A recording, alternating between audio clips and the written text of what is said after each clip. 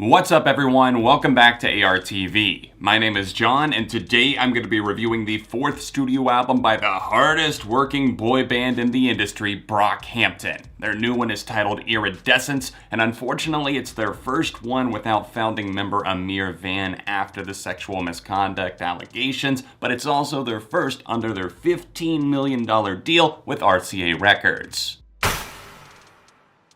I think a common misconception about my channel is that if I haven't reviewed something, then that apparently means that I haven't heard it, which is not the case at all. Point in case, the Saturation trilogy that all came out last year. I obviously have not reviewed those albums on my channel, but hey, I already have a thumbnail waiting and ready to go, so if you would still like to see that happen, then please help this video get to 1,000 likes and let me know in the comment section down below if you want me to review the Saturation trilogy. Long story short, I think that Brockhampton are one of the most interesting things happening in music right now when it comes to both hip-hop and music in general, because especially as Iridescence shows, they have more than just hip-hop in their veins. I think that there's some pop tendencies. There's also some emotional moments that definitely talk about things that you wouldn't necessarily hear on a standard hip-hop project, and Kevin Abstract, as a front leading man, I suppose, for the group, is very outspoken about his views on things, and it's just maybe shocking to some, but also I feel needed just because hip-hop and rap is this game that feels like a tough boys club, and somebody bringing emotion, especially in a more mainstream sense, is definitely needed and wanted. Even though I do love the vintage hip-hop approach that the Saturation trilogy took the majority of the time when it came to production, to the beats that were brought to the table, and I really just thought it was cool that Brockhampton is such a big group that they not only have the vocalists, the rappers, they also have the in-house producers. They've got people making beats, they've got people doing art direction, the album covers, photos, everything like that. It's just a big group, and even though I really liked the sound that they were bringing with the Saturation trilogy, I felt like, yes, they were on the cusp of something more with the Saturation 3 project. Now, that album definitely delivered big, in my opinion, and they had a lot riding on it. And with Iridescence, I really feel like they've struck this sound that's more melancholic, reflective, but also kind of out of line in the sense that it's spastic and doesn't necessarily follow the typical rules for a song structure. That can both be a good, but also occasionally a frustrating thing, especially if you're just trying to get into this album. If you pick it up and you're like, I've never listened to Brockhampton before, I'm not super familiar with them, it can be a bit jarring, to say the least. The reason I didn't immediately review the album right after its release is because I could tell it was one of those projects that you just have to sink into and you have to be in the right mindset for. The first time I hit play, I was really impressed, but as I started listening to the album while I was like out and about running errands and stuff, it just didn't feel the same, it didn't strike me the same way, and that's why I urge you, the listener, to listen to this in a more intimate setting, whether that be at home or just, in my opinion, probably the best way to listen to it, just with your headphones on. Even read along to the lyrics, and it really puts things in perspective. The sampling and the stitching together of different sounds, the way that those are interwoven amongst different approaches that the group takes, it's all very entertaining and also kind of a bit heart-wrenching at the same time, just because of much of the subject matter that deals with mental health, with depression, even talking about things like suicide, and obviously Kevin Abstract being openly gay. It's something where he talks about these issues and things that are bringing him down, and obviously fame and them just being thrust into the limelight. It's something that they're not all super comfortable with, and they talk about longing for more in life. They talk about wanting something different and wanting to be happy again or else take it back to the smaller days. So I think it's something that a lot of people are going to relate to, and I think it's interesting, especially for people who are into more experimental stuff with traces of hip-hop, pop, and a little bit of everything in between. Inconsistency is the biggest enemy of Iridescence. It's an unwelcome stranger that does pop up, rear its head far too often, and I say inconsistent in the sense that the songs do kind of throttle. They don't flow super well into each other, not all of the time. They definitely have some moments that knock your socks off with how well they go into each other. But then there are just some songs within songs where they keep layering things and they keep adding new details, and it's all mixed together in a way that it feels like a DJ is mixing a live set. And if you were at a DJ live set, that might sound cool, but in a record setting, it can just get a little bit irritating. It can get under your skin in a way, and it's something that did start to unlock more and more over repeated listens for me personally, but I feel like for some, it's just gonna be looked at as something where they're just throwing out all these ideas, seeing what sticks, and I feel like that's exactly what they were doing, and for some, it just might be a little bit too out there. We really do get some great production on this album though, from the likes of Bareface and more, the aforementioned man actually getting some rap slots on here, which I didn't see coming, and he sounds different on every single one. So that was kind of nice to see Bareface in that unexpected setting, but also killing it at the same time. Joba is doing great things here. He snaps on one of his verses that we're going to talk about, and it's easily my favorite moment on the LP. And then we've got Kevin Abstract, who you would probably expect to be the star of the show, considering he's the most talked about member of Brockhampton, but that's really not the case. Unfortunately, I found his vocals to be quite annoying the majority of the time. The auto-tune, the pitch shifting to make him sound a little bit more feminine, like there's almost like a female feature on the track. It's just a bit inconsistent and messy, I feel like, because sometimes he approaches it and he's talking about things and I can actually feel the real that's oozing from him, but on the tracks where he just pitch shifts his voice, it just gets a little bit out of hand.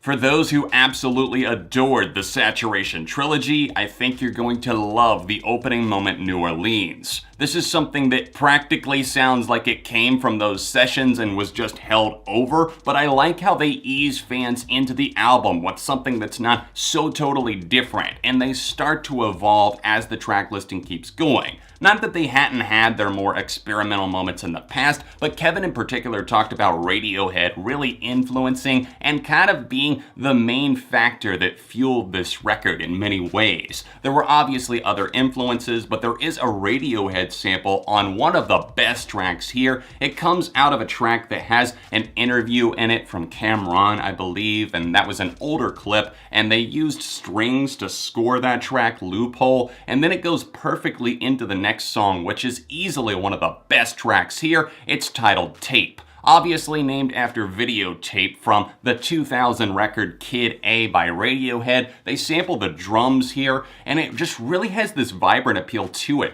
It's something where those drums feel so fierce in a way, and a little bit overbearing in a good way in the sense that your mind drifts towards them, but it also has great verses from everyone that appears there. And then the string sections that come in and make this track feel haunting, emotional. It is a job well done by everybody involved. Taking a few steps back to the beginning of this record, coming out of New Orleans, we have the track Thug Life, where I love the singing that's just so catchy. It's a nice little almost interlude track. It's not even 2 minutes long. And then we go into Berlin, which has a really sticky hook to it that once again reminds me of Saturation. But I feel like after that song, we start to go on a bit of a losing streak, and that really sucks because we get into something about him, which is just painful for me to listen to because it's the worst song here. Kevin Abstract just really sounds not good, and the problem is that I saw potential in it, and it's just all squandered. I guess 2 songs back to back isn't a huge losing streak, and not that I would call the next song Where the Cash At awful. I just feel like it's stereotypical Brockhampton, and that's saying something considering they had 3 albums that I pretty much enjoyed from front to back. Obviously there are exceptions in there, but Where the Cash At, it just feels like another song that could have been lifted from those sessions, but not like New Orleans in the sense that that one had something really cool, a little bit unique to offer. Where the Cash At just doesn't move anything. It doesn't move the dial one way or the other. Instead, it just remains stagnant. And as a result, I, the listener, and I feel like others are going to be a little bit bored. From this point on, though, I really feel like things get lifted from that slight mire that they had fallen into, perhaps a little rut, and they really don't have any swings and misses from that point on. I have a few gripes with a few of the tracks, but for the most part, starting with Wait, things get exceptionally good.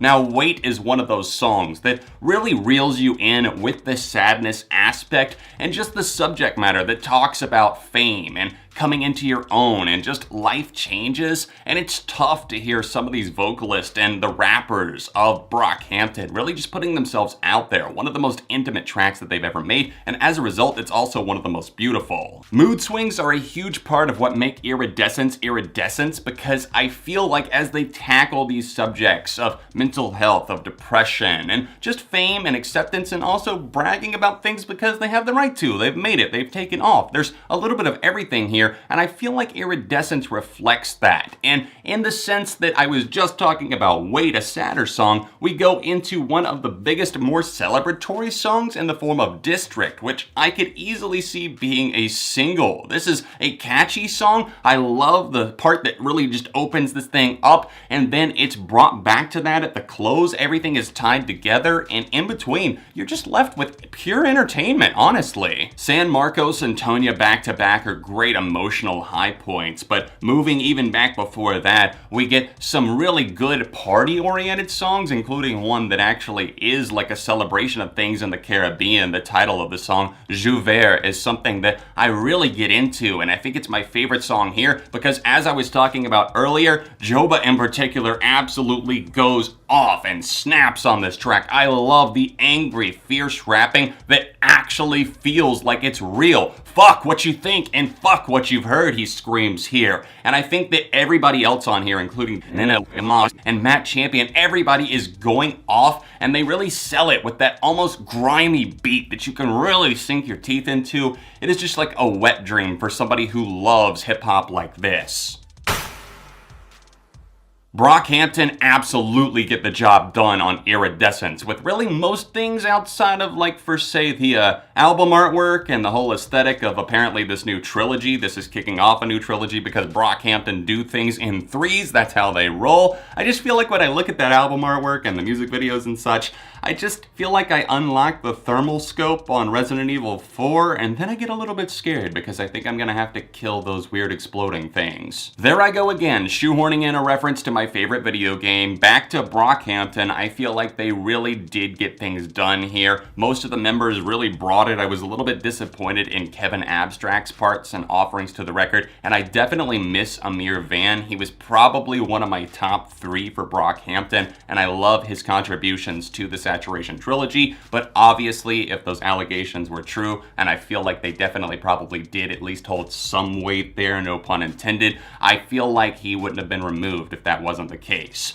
But anyways, this is all just my opinion. Me personally, I'm going with a 4 out of 5 for Iridescence. Let me know what you think in the comments section down below. There's a few tracks that I would definitely cut or else remix or rework, but I'm excited to see what Brockhampton do as they continue honing their outside influences and making very interesting music. Don't forget to drop a like on the video if you enjoyed the review, and if you would like to see me review the Saturation trilogy, and if you would like to subscribe to the channel so you don't miss out on future uploads, then please click the button down below if you're new in town. If you want to see a couple of recent videos that I did on the channel, then tap right here. All of my social media links can be found in the description down below, and I'll see you soon for more on ARTV.